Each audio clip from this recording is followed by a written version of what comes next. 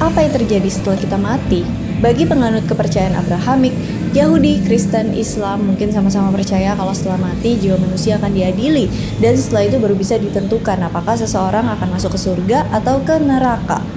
Kalau kepercayaan dari timur kayak Hindu, Buddha, Jainisme, Sikhs, dan beberapa kepercayaan tradisional lain percaya kalau setelah kita mati kita akan terlahir lagi ke dunia secara terus-menerus terjebak dalam lingkaran samsara. Kecuali kalau di kehidupan kali ini kita bisa bebas dari duka atau beban kehidupan. Atau kalau dalam kepercayaan Hindu mencapai moksa, maka kita nggak lagi mengalami reinkarnasi.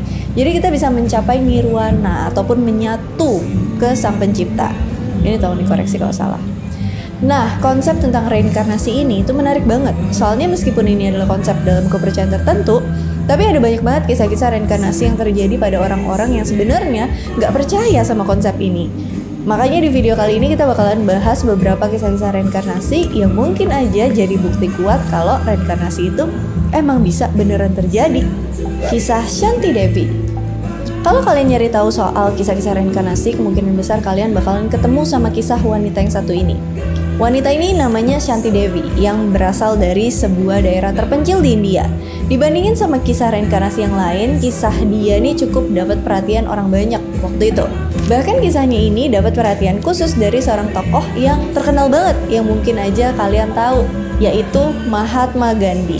Yes, Mahatma Gandhi itu tertarik banget sama kisah Shanti Devi. Sampai-sampai dia menugaskan beberapa orang buat neliti kisahnya ini. Dan pada akhirnya ke-15 orang yang disuruh meneliti kisahnya Shanti Devi ini gak nemuin adanya tanda-tanda kebohongan dari cerita Shanti Devi. Makanya banyak orang yang percaya kalau kisah Shanti Devi ini adalah kisah reinkarnasi yang benar terjadi. Ceritanya kayak gini. Pada tanggal 11 Desember 1926, lahirlah seorang anak perempuan di sebuah daerah terpencil dekat wilayah Delhi, India. Anak perempuan ini diberi nama Shanti Devi oleh orang tuanya. Awalnya gak ada yang aneh dari anak ini, dia kayak anak-anak pada umumnya aja, seneng main. Keanehan baru muncul ketika umurnya 4 tahun, di mana saat itu dia mulai lancar ngomong. Shanti Devi kemudian ngomong ke orang tuanya kalau nama dia yang sebenarnya itu Lukdi. Dia juga ngaku kalau dia tuh udah punya suami dan dia juga punya anak. Dia juga bilang kalau dirinya di masa lalu itu pernah tinggal di Mathura, sebuah kota yang terletak di negara bagian Uttar Pradesh, India. Mathura ini nggak jauh dari kota Vrindavan. Vrindavan di sini literally kota ya, bukan kata julukan loh.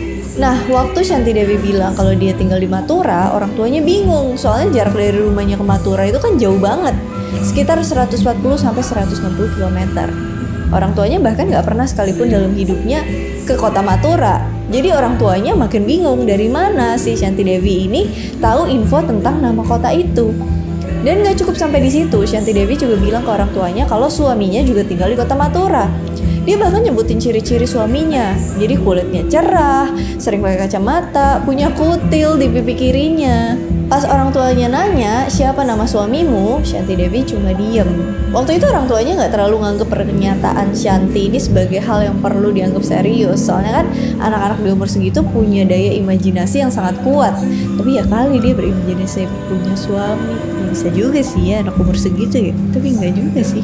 Oke, jadi orang tuanya ini cuma nganggep anaknya halu.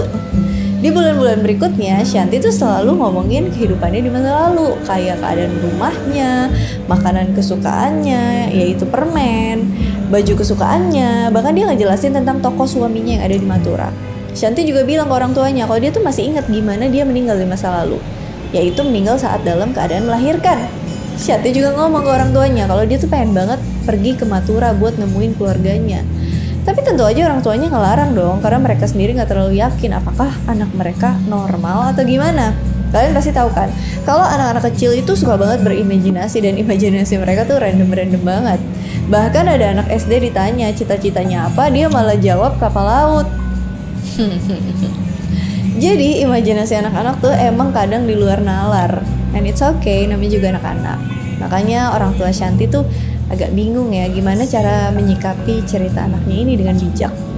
Cerita Shanti kemudian nyebar nih di lingkungan sekitar rumah dan sekolahnya. Dia pun beberapa kali ditanya-tanya sama orang-orang di sekelilingnya tentang kisahnya itu. Biasalah kepo. Ada salah satu keluarga, yaitu kakeknya, yang kemudian curiga sama kebenaran cerita Shanti. Kakeknya kemudian minta Shanti nulisin alamat keluarganya di Mathura.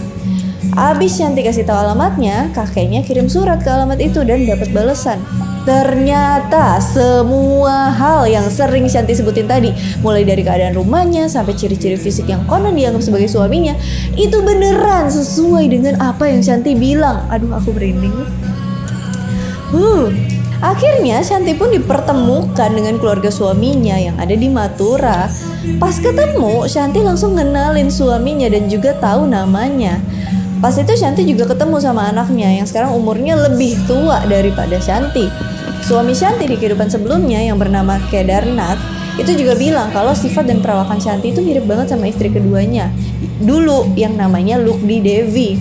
Jadi Kedarnath itu percaya kalau Shanti adalah reinkarnasi dari Lukdi Devi yang meninggal saat melahirkan dulu.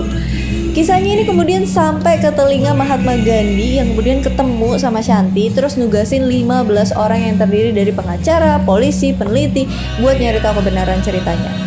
Selain Mahatma Gandhi, kasus Shanti Devi juga menarik beberapa peneliti, baik dari India maupun peneliti dari Eropa buat nyelidikin kisahnya ini. Salah satunya adalah Dr. Ian Stevenson, seorang psikiater dan profesor di Fakultas Kedokteran Universitas Virginia, Amerika, yang sering meneliti kasus-kasus supranatural, salah satunya kasus-kasus reinkarnasi di dunia.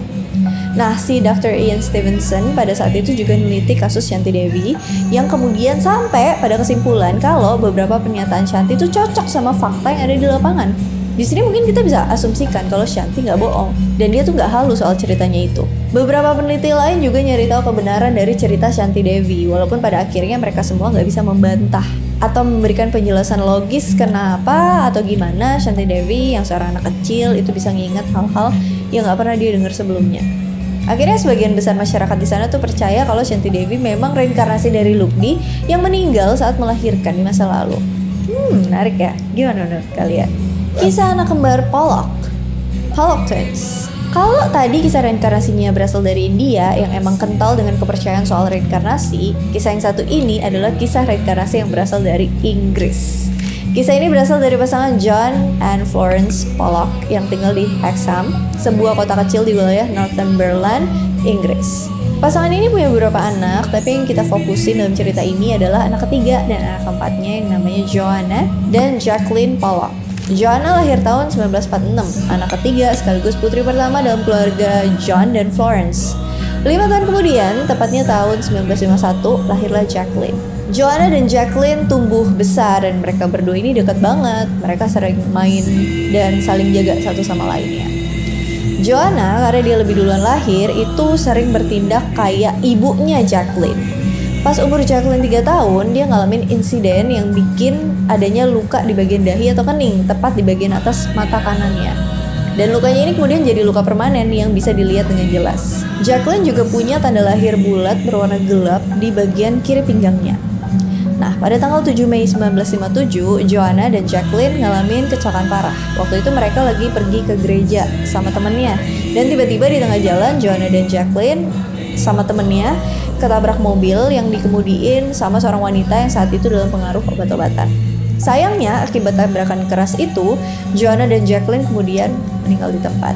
Sedangkan temannya yang satu lagi meninggal di rumah sakit. Kepergian kedua putrinya dengan cara yang tragis tentu aja bikin pasangan John dan Florence Pollock itu sedih banget. Yang pengen tahu cerita lengkapnya, boleh kunjungin akun YouTube Aurel Valeria Gracia. Terima kasih.